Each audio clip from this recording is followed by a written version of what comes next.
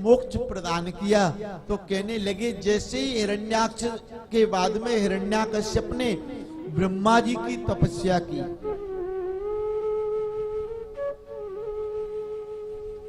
जैसे ब्रह्मा जी की तपस्या की और ब्रह्मा जी से वरदान मांगा कि मुझे अजर अमर कर दीजिए, ब्रह्मा जी कहने लगे भैया ये मृत्यु लोक है जहां तुम्हारा जन्म हुआ है। मृत्यु लोक पर जो व्यक्ति जीव जन्म लेता है उसे मृत्यु को स्वीकार करना पड़ता है।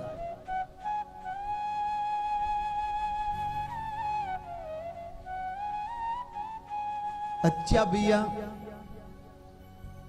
तो आज ब्रह्मा जी से वरदान मांगे तो मुझे आप इतने वरदान दे दीजिए। तो ब्रह्मा जी ने कहा वरदान चाहे जितने मांग लो लेकिन अमर नहीं हो सकते।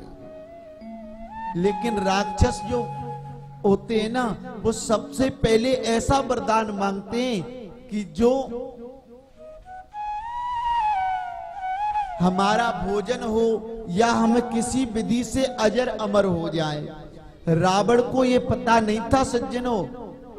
ब्रह्मा जी ने कहा वरदान मांग लो, कहने लगे अजर अमर कर दो।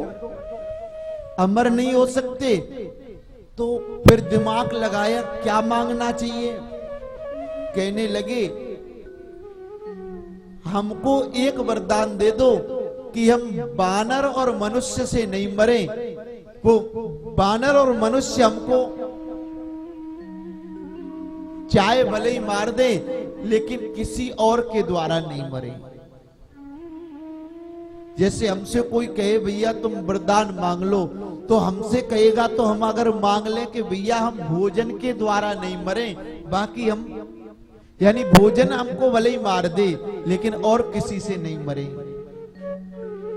लेकिन सज्जनों जब काल आ जाएगा ना, जब हमारा समय आ जाएगा तो एक दिन वो भोजन भी हमको मृत्यु को प्राप्त करा देगा।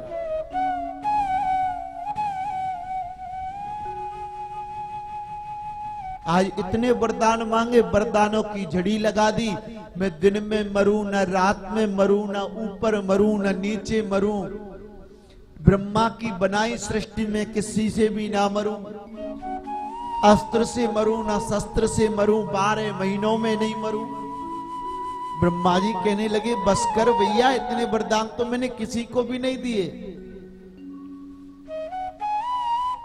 अब उसने समझा मैं तो अमर हो गया, मैं तो अमर हो गया।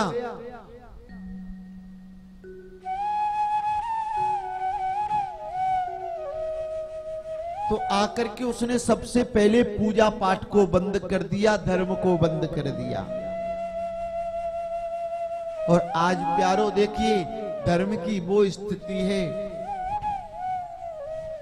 समय जीव के पास इतना भी नहीं है।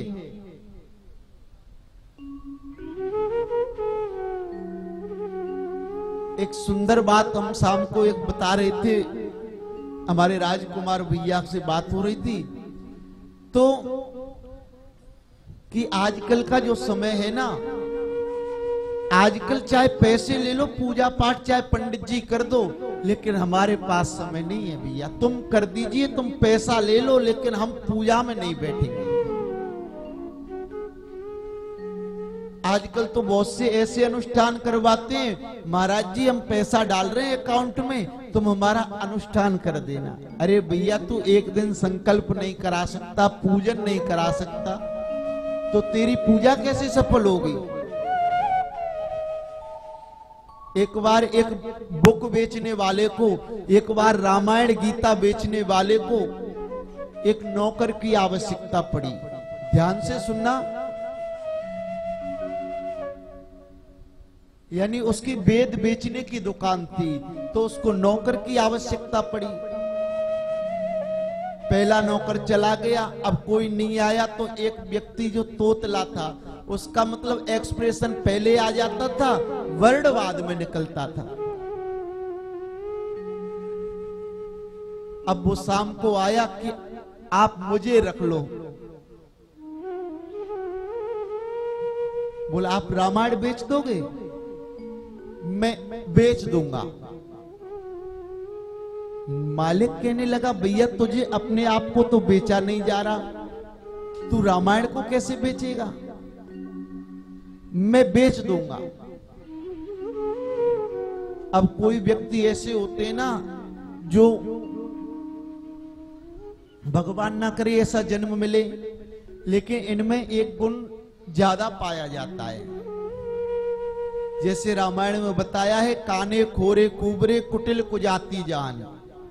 इनमें किसी किसी में आत्मविश्वास सबसे ज्यादा पाया जाता है। उसको ये कॉन्फिडेंस था कि हाँ मैं बेच दूंगा। अब वो रामायण लिए और गया। सबसे जो नौकर उनके पास पहले रहे, आज पहले दिन ही सबसे ज्यादा बेच के आया।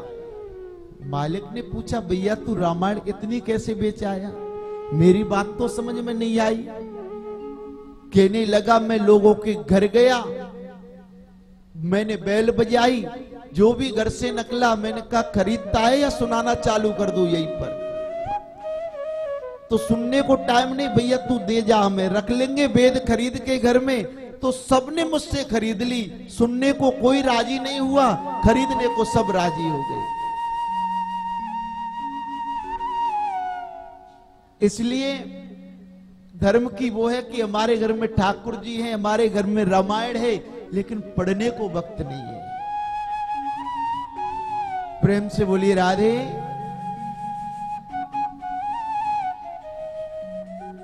तो कहने लगे सबसे पहले पूजा पाठ को बंद करवा दिया। कहने लगे हवन करना है तो करिए, हिरण्याकश्यप स्वाहा। भजन करना है तो करिए, हिरण्याकश्यप नमः।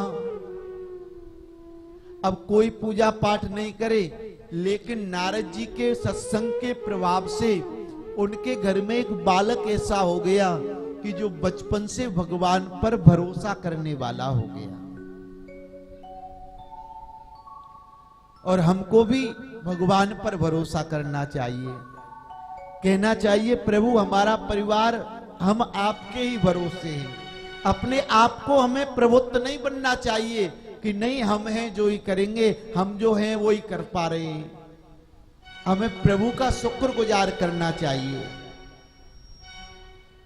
श्याम तेरे भरोसे मेरा परिवार है,